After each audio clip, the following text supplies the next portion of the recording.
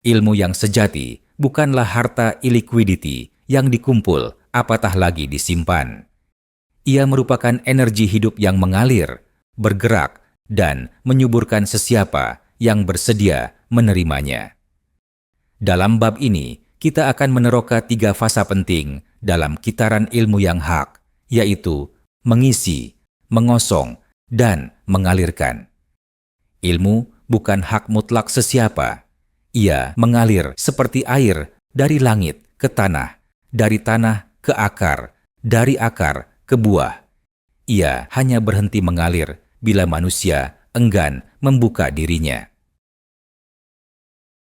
Setiap jiwa memerlukan ilmu sebagaimana tubuh memerlukan air. Tetapi ilmu tidak akan masuk ke dalam hati yang tertutup atau yang penuh dengan buruk sangka dan kesombongan. Untuk diisi dengan ilmu, kita mesti hadir sebagai seorang murid seumur hidup. Harus lebih mendengar daripada bercakap, dan perlu merendah seperti tanah demi menerima hujan. Jiwa yang melangit takkan bisa merasa nikmat dari udara.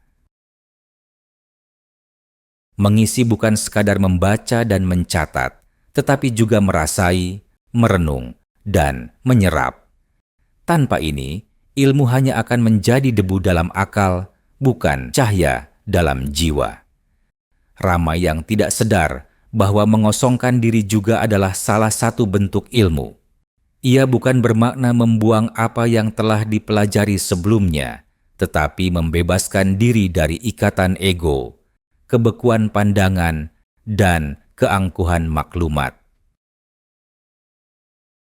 Kesilapan besarlah sekiranya seorang graduan university itu menyangka bahwa cukup dengan hanya ijazah, hidupnya telah sempurna. Tidak, itu masih teori belum praktis. Seterusnya, ia harus menggenggam ijazah dari jalanan pula. Saat mulai berkarir, ia pantang ditegur oleh orang dengan alasan taraf pendidikan yang menasihati itu lebih rendah darinya. Beginilah yang aku bilang sebagai gerangan yang tidak mampu berpikir di luar kotak pemikiran. Tapi, mengapa disebut sebagai kotak? Mari aku jelaskan definisi kotak itu, sekaligus menjelaskan pada kalian bagaimana rupa pemikiran di luar kotak. Pernah lihat topi convocation di majelis graduasi? Bentuknya kalau dilihat dari atas segi 4 bukan? Itulah petak. Kotak adalah gabungan dari beberapa petak lalu membentuk satu ruang khas untuk menyimpan. Satu petak dari tadika, satunya dari sekolah rendah, satu lagi mungkin dari sekolah menengah. Cukup?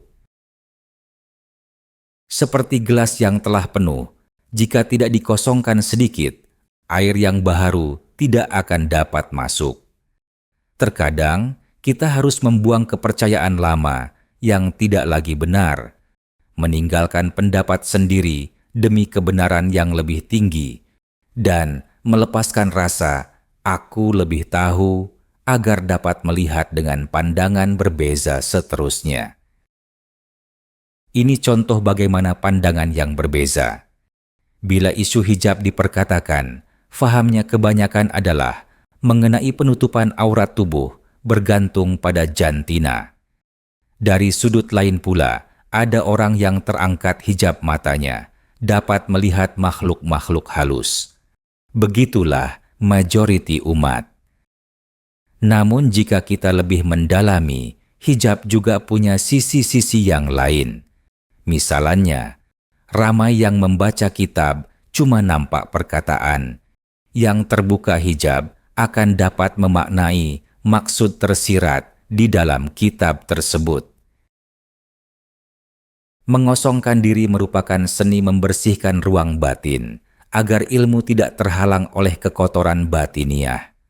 Sayang sekali, pendidikan seni di sekolah sering dianaktirikan. Sementara subjek lain diangkat sebagai mata pelajaran, seni pula disisihkan sebagai dubur pelajaran. Ilmu tidak sepatutnya terhenti di dalam diri cuma. Ia harus mengalir menjadi manfaat, menjadi nasihat, menjadi tindakan, dan menjadi cahaya untuk orang lain. Apabila terlalu lama ilmu diperam, ia bisa mengeras atau tersejat sia-sia. Tetapi apabila dialirkan, ia mampu menghidupkan komuniti, menyembuhkan luka sosial, dan menyalakan semangat orang lain yang sedang malap. Namun, mengalirkan ilmu itu bukan berarti menunjuk. Ia bukan soal mendominasi perbualan dengan apa yang kita ketahui, tetapi tentang menyampaikan dengan rendah hati, sesuai pada tempat dan waktunya. Kitaran ilmu tadi yakni mengisi, mengosong, dan mengalir, tidak boleh terputus. Ia seperti pernafasan. Kita tarik nafas untuk mengisi, kita hembus keluar untuk mengosongkan. Akhir sekali, kita hidupkan jasad untuk mengalirkan tenaga. Begitulah ilmu. Ia bukan sekali hadir, langsung terus selesai. Ia singgah sebentar, kemudian membentuk, dan akhirnya kembali semula kepada Tuhan setelah dimanfaatkan oleh manusia yang lainnya.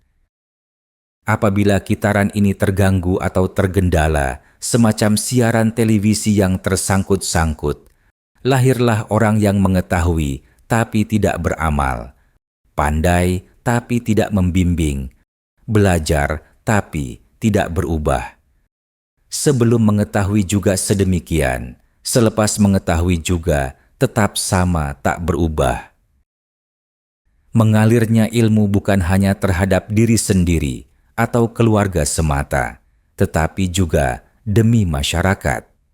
Kita tidak boleh berasa cukup dengan sekadar menjadi penerima ilmu. Kita juga wajib memegang watak sebagai pengalir hikmah. Menerusi sejarah, para ilmuwan besar seperti Imam Al-Ghazali, Ibnu Khaldun, dan Hamka bukan sahaja menulis dan berfikir, tetapi menggerakkan masyarakat. Mereka menjadikan ilmu sebagai alat perubahan. Ada lagikah tokoh-tokoh seperti mereka ini pada zaman sekarang? Ilmu bukan milik orang yang mau bikin koleksi pribadi, tetapi milik orang yang memberi dengan kasih sayang.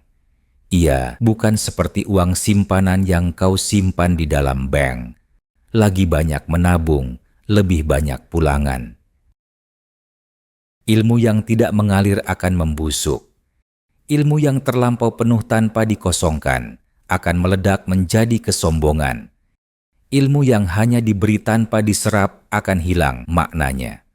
Maka, tugas kita sentiasalah membuka gelas jiwa untuk diisi dengan air mujarab. Air mineral ya, bukan air alkali, bukan pula air pembalikan osmosis. Sentiasalah membersihkan gelas itu dari kekotoran dalaman. Sentiasalah mengalirkan isinya ke sekeliling kita tanpa menjadikan diri sebagai pemilik tunggal suatu ilmu itu. Ilmu tidak layak untuk bertuan. Ia semata pinjaman yang harus dipulang semula dengan menyampaikan kepada yang lain.